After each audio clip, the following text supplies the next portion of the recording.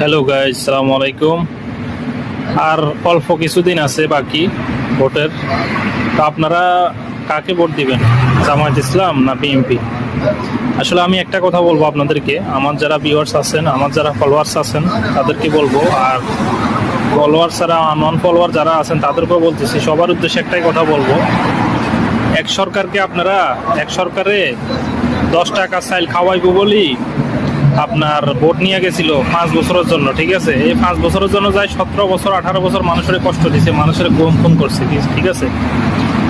তো এখন সামনে নির্বাচনে আল্লাহ বাঁচাইলে এই যে সামনে মাসের 12 তারিখে আরেক সরকারে ফ্যামিলি কার্ড দিব, শ্রমিক কার্ড দিব, কৃষক কার্ড দিব। তো এই কার্ড দিয়া মানে কিভাবে দেশ উন্নয়ন করবো, আসলে এটা আমার মাথায় ধরে না। আমার কথা হচ্ছে যে কার্ড না দিয়ে যদি বলতো যে না ঠিক আছে আমরা দেশের দুর্নীতি বন্ধ করবো, চুরি বন্ধ করবো, তাইলে দেশের উন্নতি হইতো, ঠিক আছে?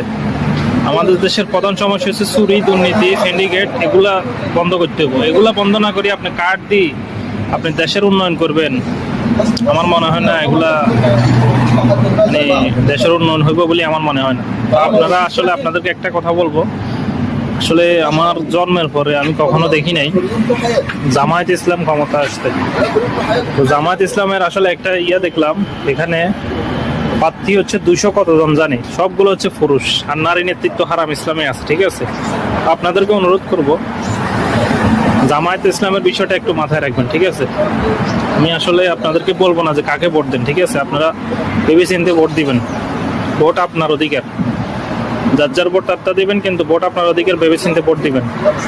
এমন কোনো কিছু করবেন না যে ভোটের কারণে সারা 5 বছরের জন্য যায় 20 বছর দেশের মানুষকে জ্বালা যন্ত্রণা সহ্য করানো লাগে, এরকম ফেসিস্টের মতো এরকম যাতে না হয়।